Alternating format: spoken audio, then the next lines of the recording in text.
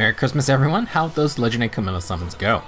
Every year, I talk about my favorite units from the current year of Fae. Year 7 technically still has a month left, but I just go Christmas to Christmas, along with units I built up or want to build in the future. I also share my new units summoned throughout the year, reflect a little on where my herbs went, and any weird lucky summons I got. Please feel free, share your favorites, old or new in the comments with everyone. Also, get comfy because I'm gonna round boy a good bit. First up, let's talk about some older heroes I built up or want to build. There were a couple refines for my Sacred Stones boys this year. The one I enjoyed the most is definitely Cormac. It's not game breaking, but Sling plus no guard is quite rare for a non-5 star, and having some defense based flat damage reduction with a follow up is nice. Guard bearing 4 is great for the percent DR plus flat DR combo, although I'm still looking for an attack and defense catcher Clash A scale. As for Ross, I was not as impressed with his refine. I did not end up altering his build, but this was pre-Gambit, and I'm quite interested in a Gambit plus distant counter set just for fun. Next, Ewan got an okay refine, but I just don't have the resources to build. Personally, I think he got some good tools from this year, including things like Flare, Sabotage 4, or Ploy 4. Now on the other hand, Garrick got an incredible support refine. Honestly, I need to use Garrick more. If I had it, Image Pulse 4 would be amazing on him, maybe stack up on bonus celebrity effects just for fun. This year, 5 got the refines, and Brave Erica continues to be a great unit. The refine is mainly stat focused, which is fine, but I wanted DR piercing. I got a taste thanks to the legendary Alear, but hot off the winter banner is no quarter. There is no debating here. I will get another Winter Dimitri to hand over no quarter to this Erica. For some other skills though, Menace may have run its course. I do think Insight Attack and Speed would be easier to use as an option now. As for my OG Ephraim, I've been debating heavily on what the heck to do with him. I've been tempted a lot throughout the year, but I think it will come down to an attuned skill in the future that interests me, that will finally make me act on a build. I probably would have made a new build by now if Ephraim didn't get a new alt this year. Here are some units I would eventually love to build for fun. Nephany didn't need new art, but her resplendent outfit is great. I had a random Chris, hence the random Fury and Spurn build. I have a friend who has a plus 10 Nephany fully kitted out with Arcane Luna and the works. That is the only thing remotely close that has enticed me to buying an otherworldly bond. Not for that price though. Now, Flame Emperor got the refine recently. Sabotage support, kind of fun. Honestly, I may plus 10 them because it's funny, but I don't have any current plans. As for Valentine's Lissa, I went ahead and plus 10'd her because I can. It's so funny to have a healer run Bold Fighter, and if I had more damage specials, I would love to give one to this Lissa. The new Wary Fighter 4 would be hilarious once a magic damage version releases. Too bad you can't really run Wary and Bold Fighter together. Early in the year, Altina got her Refine and Remix, still such a fun unit, and I wish I could run an updated build for the Harmonic Alt. Sometimes I like to bring her to maps to see how easy you can cheese them with the Vantage Harmonic skill. Since the arena tickets for retired 5 stars came out, I've been mostly going green for Brave Ephraim or Edelgard merges. Well, I just kept getting female Kanas and a couple Sues. No intention to use Kana, but hey, if she hits plus 10, maybe I'll chase down an Arcane Grima. As for Sue, she's actually a unit I would love to build if I could.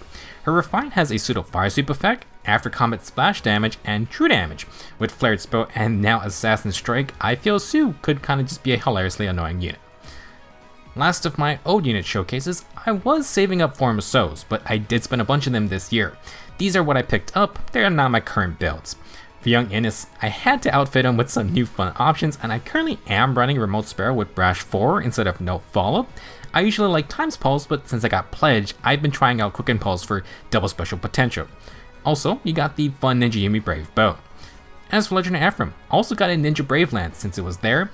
I mainly wanted Clash 4 and Menace to pair with the Refine and Remix, but I ended up getting Gambit to mess around with. Ruptured Sky was also a nice grab. Earlier, we had the crazy CWO 4 Hall of Forms. I took that bait without question. I mainly wanted a Finish 4A skill for Dimitri, and Attack Smoke 4 was okay as well. I don't run it, but I had to grab Godlike Reflexes for screwing around with speed builds. As for Edelgard, I was looking for a near save skill, and I got it. Also got Attack and Defense Unity and Ruptured Sky. For extras, I got Hardy Fighter, but I still stick with Black Eagle Rule. Next, let's talk about how my summoning for new units went this year.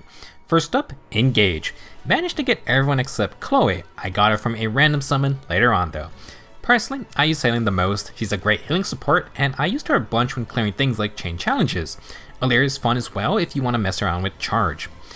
One of my long-term merch projects for the year has been Etier. I have a couple extra copies, so she could be +5, but still a long way to go. I think she'll get one of my arcane bows eventually. I made Etier a warrior in one of my later Engage playthroughs, and I have to say, she really shined a lot better than I expected. Next up, Sacred Stones got another early banner, so for the rest of the year, I was a lot less conservative with my orbs. I picked up 2 rearmed Tanas, although I actually haven't used her arcane bow yet. I think I'm going to commit to giving it to Etier though. As expected, Tana's warping for this ult is crazy fun. Next, we finally got Gilliam, and he got a solid kit out of the box. He's not insane, but fun and serviceable.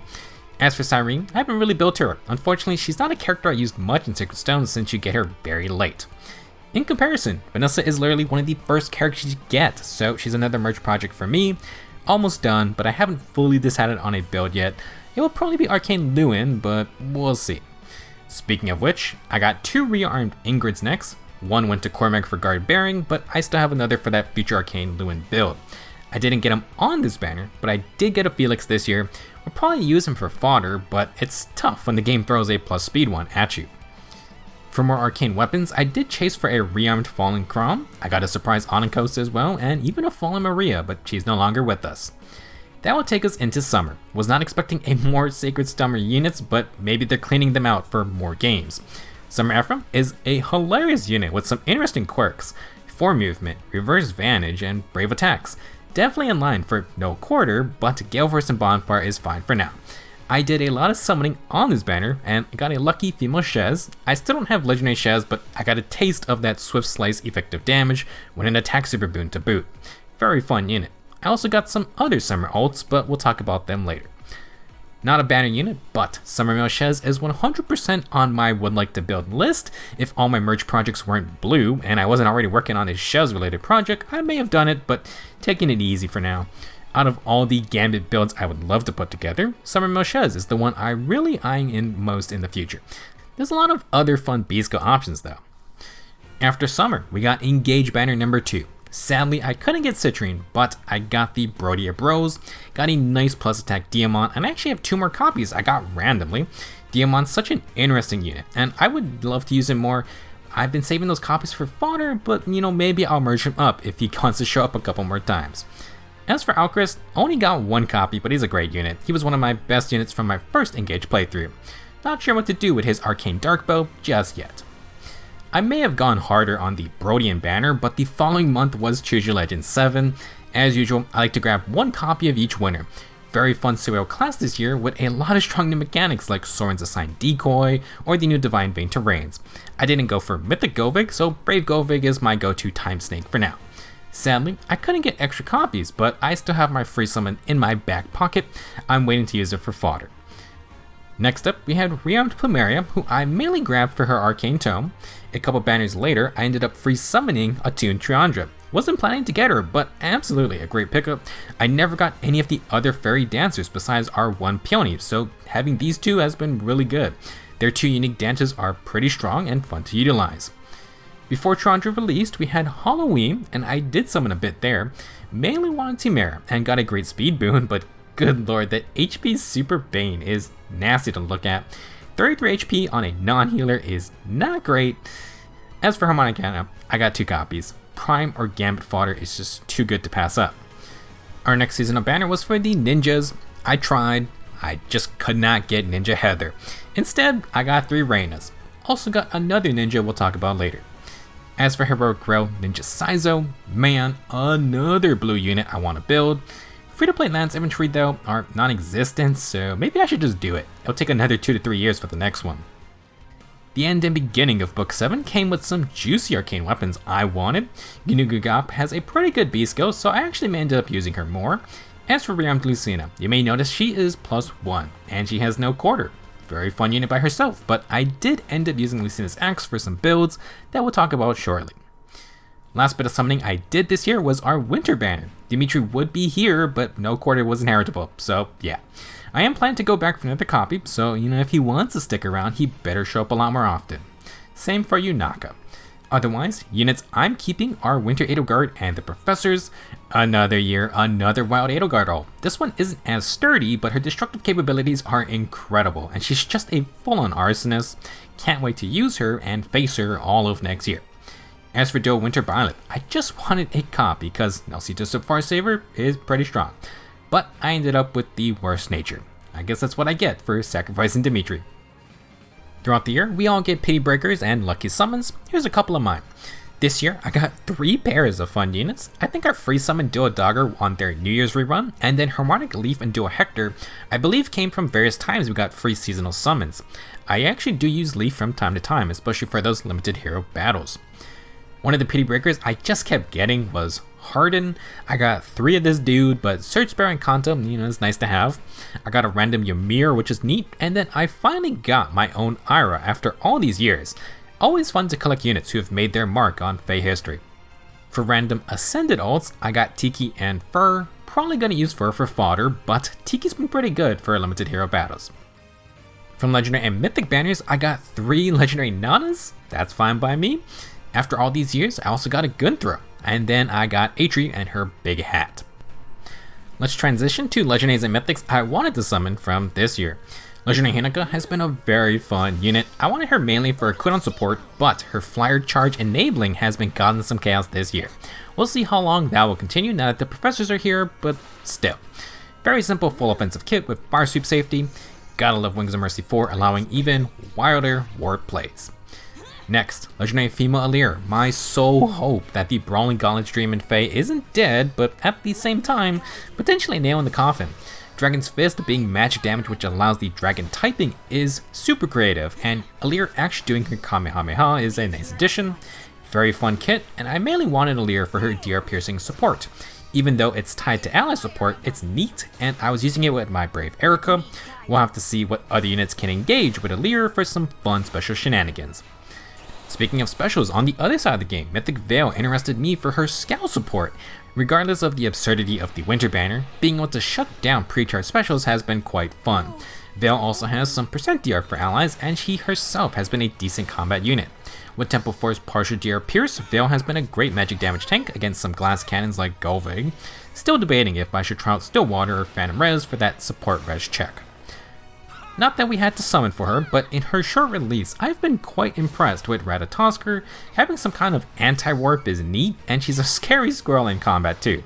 Looking forward to trying her out some more this year. Let's move on to some of my Arcane projects. Most of these are just fun builds from my merge projects. Last year, I talked about giving Tana an Arcane Lance whenever that released, and a couple months later, in comes Alfred with Arcane Cheon. Very simple build, and I've been mainly messing around with Gale Force thanks to the Slang plus Breath type cooldown. Floneer Trace for Kanto, an offense and no follow-up, Speed and Demon's Rain and Attack and Speed Catch for more stats. Wish I had extra Clash, but that's okay. Tana is fast enough for something like Arcane Lumen usage, but I do think that's gonna go for Vanessa for some variety. The other unit I wanted to build last year was La Rochelle. Kinda funny how 2 flower-related rearmed heroes ended up giving their weapons to 2 Fairy Resplendents I had. La Rochelle took Plumeria's entire kit, although I like having Kanto for general usage. La Rochelle doesn't start off with insane base res or anything, but reaching 55 res with all the merges, Dragonflowers, Res Refine, and Stillwater plus one of the new Squad Assault seals is still impressive. Arcane Euphoria isn't game breaking, but some percent DR on a mage is fun, and the bonus damage is nice with the tier 4 ploy. I wish I could run Flare, but oh well. Next up, one of the newer Sacred Stone demons I merged up last year was Comb. I gave him some fun skills at the time, but Arcane Void is just too good for lethality procs. I would usually run Times Pulse, but I did steal Fatal Smoke 4 from Ginugagop. It was just too rare to pass up. Since I got a copy while summoning for another unit, I sacrificed Duo Shamir for a Remote Sparrow and Brash 4. Double follow-ups, double percent DR, it's a fun time. I was running Comb with Infantry Pulse to support Namie for cooldowns, so another unit I kinda wish I had Infantry Pulse 4 fodder for. Honestly, another sign I need to use Garrick more. Last Christmas, I talked about Arcane Downfall users, and my main candidate was Female Shez. At the time, I was waiting to get Godlike Reflexes, and once I did, I pulled the trigger on this build. Downfall has cooldown, but I wanted consistency with velocities no guard. The axe also has healing, so at finish 4, Shez heals quite a lot on her counter. Speed Smoke 4 was nice for extra insurance. The The main issue is that Shez doesn't have no follow-up, so I had to use the seal most of the time. Godly Reflexes also did not pre-charge unless Shez initiated first. Kind of annoying for general use. That leads us to a brand new hot off the press build with Arcane Threma. Trading follow-up denial, cooldown, and healing for no follow-up, tempo, and devos with sabotage in combat is quite fine with me.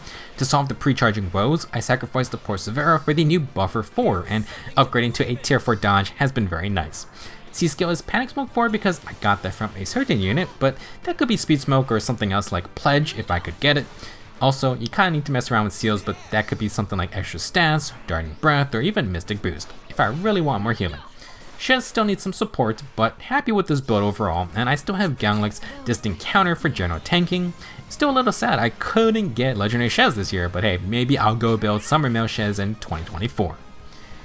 My other Arcane Downfall candidate last year was Summer Seth, but I felt it was missing some things I wanted, so I waited, and I had to wait literally a whole year. What the heck, man. Well, for me, Arcane Threma was good enough to finally go hard on a build. Intelligent Systems refuses to give Seth a 5-star ult, so I'll do it myself. I would have given Brave Erica no quarter, but I used my first copy to give it to Rearmed Lucina. This then let me pass no quarter to Seth and Shez if I ever want to use it. Lucina is also quite good herself, so turning one no quarter unit into 3 was well worth it. For the moment, I'm trying out Seth with Lucina's skills, but he has near trace Kanto. I was running Infantry Speed Tactic, but Snag 4 can also offer support. From last month's Double Special Heroes banner, I free summoned young Eliwood, sacked him for Speed and Demons Clash. I'm very satisfied here. I liked having Seth as a partial support, so Threma plus Snag 4 is a kinda nice touch-up. Looking forward to using this Seth much more next year. Last up, my ongoing merge project has been Lapis, one of my favorite characters from Engage. I really like her design and character. I used her in my first playthrough, and I am so sad the hero shared outfit is goddamn ugly. Why do we keep making toiletable armor? It's not cool. Anyway, I'm glad to see Lapis kept the giant blade weapon design, and then they didn't use it for her inheritable weapon. I feel like they could have tried to implement the actual heavy weapon reverse Vantage mechanic like Summer Ephraim does. When Lapis gets a unique weapon in like half a decade, she better get that giant iron blade. For her build, nothing fancy. Arcane Devourer is great, and I got a random Fallen Bond, so I gave Lapis her kit for that sweet Vital Astral spam. A Godlike Reflexes build is certainly on the table if I really feel like it. I'm not particularly attached to Mr. Felix. For the future, hopefully I can complete the plus 10 by next Christmas. I have a couple extra copies, so this Lapis can be plus 4. Still waiting on that speed boon though. Finally, let's talk about a couple of my standout units from year 7. They don't have to be my strongest meta units, just ones I liked a lot. Most of my Arcane projects would be in this section. I spent my orbs pretty much as I got them this year. That's what happens when the Secret Stones banner comes early. Instead of spending my orbs wisely, I plus 10'd Summer La Rochelle. Pretty fun year for my La Rochelles. Now I wait for that Latona ult. I wasn't expecting Sacred Summer units this year, but as I was going for Ephraim, I got lucky with La Rochelle copies. I got enough to decide, why not try for a plus 10? I'll be honest, this probably would not have happened if they had added Motor, but the devs are too afraid to do that. I just want to throw all my healer fodder at Motor the Boulder, and this year we even got the crazy new healer skills and specials. With no healer I wanted to build, except maybe Valentine's Lissa, I just went for this La Rochelle. Her staff is quite solid for inheritable, and Poetic Justice is such a La Rochelle skill name. I got Holy Panic from Fallen Maria as well, but maybe I should get some new A skills and C skills. Personally, I'm just tickled by her hilariously high attack stat. Maybe I should use Stillwater for the memes. Now, if we actually get an Arcane staff, this La Rochelle probably is first in line. Next up, the Demon King for Mortis. God dang, sick artwork, kinda just looks like it's from an entirely different game. They then implemented the Demon King's moveset into Phase so well. Ravager, Nightmare, and even Demon Light is his killing animation. Those kind of details are so good, one of my favorite parts of Fae.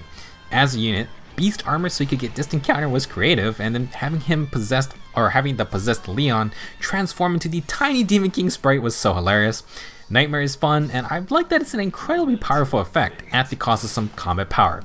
I'm recording this after the Legendary Camilla trailer, and she just dumpsters for Mortis in that, straight up put him in the ground. I used Formorities as part of my Chain Challenge farming squad, and as time went on, more and more enemies start to one-round KO him. I wish I could invest in Demon King more, but still, he's just a super awesome unit. I now demand silly Demon King ults, give me that Summer for Mortis. Next, we have a unit that is just one of the examples of the last year power creep, Dual Ninja Sanaki and Micaiah. If I had Wind Tribe Claude, he'd be here too, but Sanaki's a good stand-in. Just an absurd amount of firepower. Slaying, dual phase Brave Tome, Dominance True Damage, Scaling % DR Pierce, and high res for both tier 4 Sabotage and Ploy debuffs. Flared Mirror for extra damage with Flame Tiles, Ploy 4 has exposure for more damage. You then have Far Trace Kanto and the Gale Force dual skill. The strongest part of this Sanaki, which has started to spread to a lot of weapons and skills, is that Sabotage status condition, aka, sure, the foe or your main target can cleanse their debuffs, but what about their friends within 2 spaces? There's kinda just no counter to this besides not getting debuffed in the first place, which is easier said than done if you don't have Freyr. I saw some people talking about the recent change challenge and Dual Sanaki kinda just made it a joke. I mentioned it in the banner video, but Sanaki can torch Dual Violet in the right conditions. Honestly, you can probably even get more damage out of her with a Cultist's Strike if you got other debuffing allies. I'm not sure what 2024 and year 8 of Fae is going to bring, but there are just multiple high threat units like Dual Sanaki that are too easy to use with just obscene firepower. Last unit for today is my personal favorite standout for year 7, Brave Robin. Sure, he's another high-speed swordsman, but I like the uniqueness they gave him, including benefits for running Bonfire or Ignis, and then adaptive damage since Robin's usually dual-wielding magic and sword. But the main reason Robin's my MVP for the year is Rally Spectrum. Instant cooldown is extremely potent as showcased by our winter banner. Robin giving all units -1 or -2 cooldown creates so many different game plans and can even counteract something like Scowl. The free +5 to all stats doesn't hurt. I think it's quite OP, and I enjoy experimenting with various units. For example, with my Brave Erica, she can pull off double 1 cooldown specials like those times Pulse Infantry. I use Rally Spectrum with Legendary Shield's Vantage to cheese Govig and Kvasir's map. You can get special procs on the Vantage hit, and then combo that with Legendary Leer for DR Piercing. It didn't work on the Abyssal difficulty because Govig had Hardy Bearing. As a recent example, Rally Spectrum stacks with Claude's Inheritable Bow. If you wanted, you could proc 5 cooldown Aether on your first attack. Not practical, but it's dumb that it's possible. A nasty setup I've seen around is Speed Preempt, Legendary Alm. If something like Vantage 4 ever wants to come around, Rally Spectrum is going to be a disgusting partner for it. Overall, Brave Robin's been a great unit to theorycraft and have fun with. I still can't believe he can warp in from just 5 spaces away. That part of the skill is still crazy to me. That was all the units I enjoyed using and summoned throughout year 7/book 7. Still got January technically, but whatever. For next year, what are my summoning plans and hopes? Last year, I was hoping for Engage to bring Brawling into Fae. After getting to actually use Fram as our new Martial Master class, I'm doubling down on Copium. My expectations for that class were exceeded, and Legendary Leer proved that animations are not the issue. For build projects, I'm going to keep trying summoning red orbs whenever we get free summons. For Lapis merges, I also really want to update my Ephraim's build. I gotta get him one of those fancy new attuned X skills, and maybe it's time for that Prime 4 DC upgrade. I am curious how CYO 8 is going to shape up next year. Is it going to be Engage Sweep, or will an old favorite rise up? Depending on the winners, maybe I'll save more orbs for CYO this time. Personally, the only Engage character I really want who isn't already in is Fram. I also would like to see Marin just because the Wolf Knight was a fun class.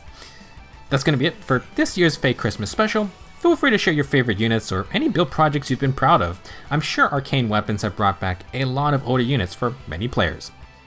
Thank you for watching, have a Merry Christmas, and we'll be back soon to talk about the New Year's banner. See you in the next video.